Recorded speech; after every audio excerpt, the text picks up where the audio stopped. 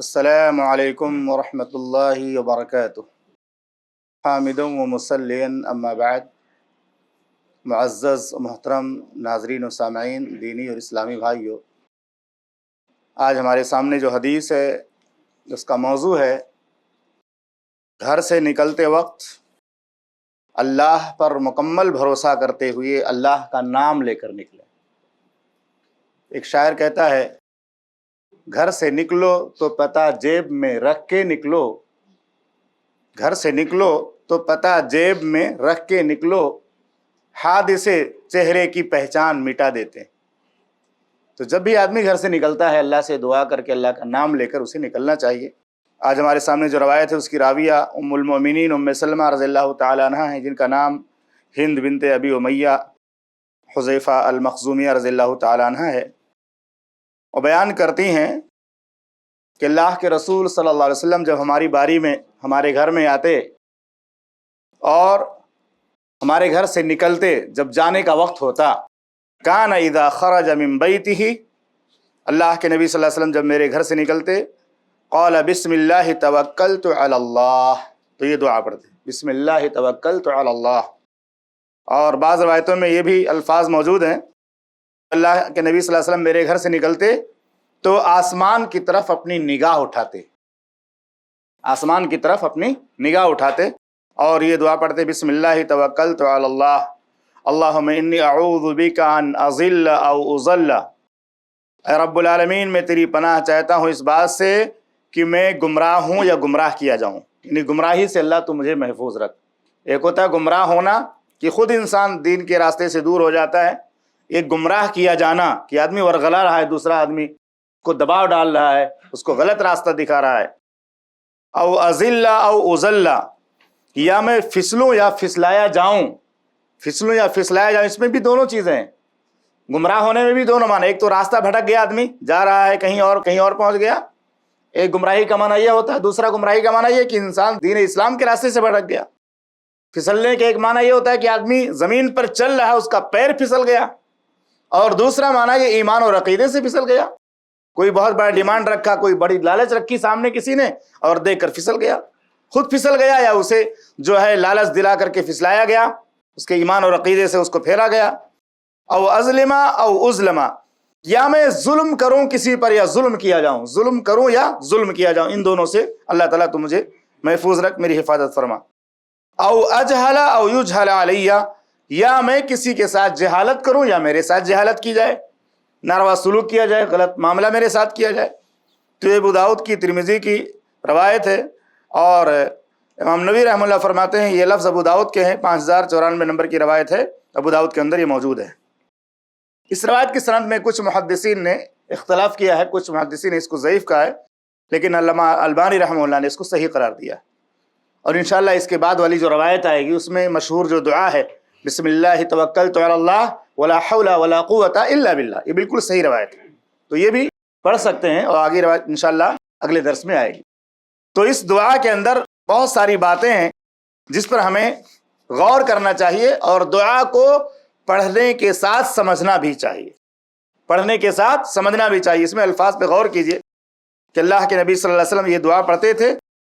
اے پروردگار، اے اللہ، میں تیرے نام سے نکلتا ہوں، اللہ کے نام سے، اللہ ہی پر میں نے بھروسہ کیا، اے اللہ میں پناہ مانگتا ہوں اس بات سے کہ میں گمراہ ہو جاؤں یا گمراہ کیا جاؤں، گمراہ ہو جاؤں یا گمراہ کیا جاؤں، یا پھسل جاؤں یا پھسلایا جاؤں، یا میں کسی پر ظلم کروں یا ظلم میرے پر کوئی کرے، یا میں کسی کے ساتھ جہالت والا معاملہ کروں یا کوئی میرے ساتھ جہالت والا معاملہ کرے۔ یہ ساری باتیں انسان کو نکلنے کے بعد درپیش ہوتی ہیں کہ بھئی آدمی راستے میں چل رہا ہوتا ہے، کوئی جاہل مل جاتا ہے اور اس کے ساتھ بدتمیزی کرتا ہے، کوئی مل جاتا ہے دھکا دے دیتا ہے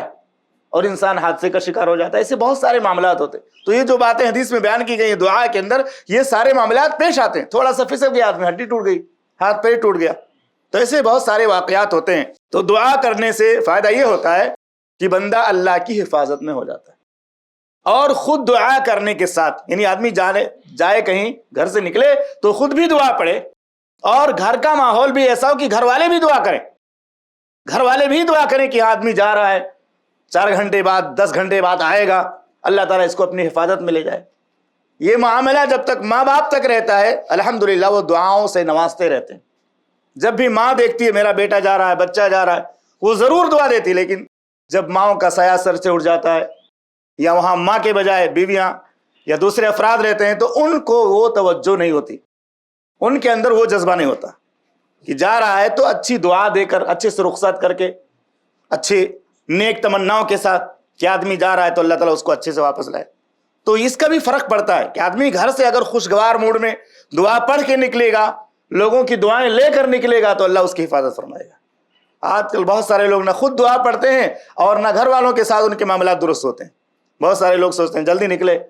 سکون مل جائے، گھر کا جو ہے ٹینشن ختم ہو جائے، تو ایسا گھروں میں ماحول نہیں رہنا چاہیے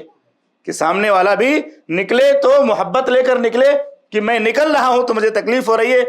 کاش میں جلدی واپس گھر آؤں، اور جو رخصت کرنے والے ہیں ان کے دل میں یہ جذبہ ہو کہ آدمی جا رہا ہے، اللہ تعالیٰ اس کو واپس لائے، تو یہ ماحول بھی ہونا چاہیے۔ اسی طرح بندے مومن کو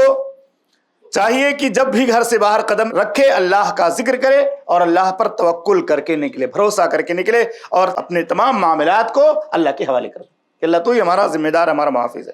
اسی طرح بندے کو چاہیے کہ ہر حال میں گمراہی، جہالت، اسی طرح سے صراط مستقیم سے کجی اور ظلم سے بچنے کے لیے اللہ سے پناہ طلب کرتا رہے۔ کب کیا ہو جائے، کہاں ہو جائے، کچھ کسی کو پتہ نہیں ہوتا،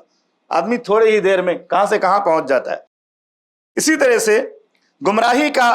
جو سرچشمہ ہوتا ہے وہ کیا ہے؟ سب سے بڑا گمراہی کا مرکز ہمارا اپنا نفس کی شرارت اور نفس کا بھٹک جانا۔ تو گمراہی کا مصدر اور منبع یا تو نفس کے برے وساوس اور برے خیالات ہیں، اس سے بھی اللہ رب العالمین سے دعا مانگنی چاہیے کہ اللہ ہمیں نفس کی شرارتوں سے بچائے۔ اور اسی طرح سے دوسری چیز شیاطین، ایک تو نفس ہمارے لیے بہت خطرے کی چیز ہے، اللہ تعالیٰ ہمارے نفسوں کی اصلاح فرمائے، دوسرے شیاطین جو ہم کو گمراہ کرنے کی کوشش کرتے ہیں، برے خیالات دلوں میں پیدا کرتے ہیں، اور تیسرے نمبر پہ فتنہ پیدا کرنے والے دنیا میں بہت سارے لوگ جھوٹے کذاب لوگ ہوتے ہیں جو افواہیں پھیلاتے ہیں، ایسا ہو گیا ویسا ہو گیا۔ سوشل میڈیا پہ دیکھیں کیسی کیسی خبریں، 10 سال پرانی، 15 سال پرانی خبریں کہیں کا کہیں جوڑ کر کے لوگوں میں وحشت پیدا کرتے، خوف اور ڈر کا ماحول۔ تو اس طرح افواہیں پھیلانے والے بھی انسان کو گمراہ کرتے ہیں، اور وہ غلط خیال کے دل میں آنے کی وجہ سے کسی اور معاملے میں وہ گرفتار ہو جاتا ہے۔ تو ہمیں جب بھی گھر سے نکلیں تو دعا پڑھ کر نکلنا چاہیے اور اللہ رب العالمین پر بھروسہ کر کے نکلنا چاہیے۔ اللہ سے دعا ہے کہ رب العالمین ہم تمام مسلمانوں کو محمد رسول اللہ صلی اللہ علیہ وسلم کی شریعت کی روشنی میں زندگی گزارنے کی توفیق عطا فرما اور ایمان کے ساتھ موت نصیب فرما، آمین۔ وصلی اللہ علیہ نبی الکریم۔ ایسے ہی فائدہ مند اسلامک ویڈیوز دیکھنے اور منہج سلف پر کتاب و سنت کی تعلیمات کو عام کرنے میں ہمارا تعاون کرے تاکہ آپ کے لیے ذریعہ نجات، جنت کے حصول کا سبب، ساتھ ہی مال میں برکت و اضافے کا ذریعہ بھی بنے۔ آمین۔ جزاک اللہ خیرن۔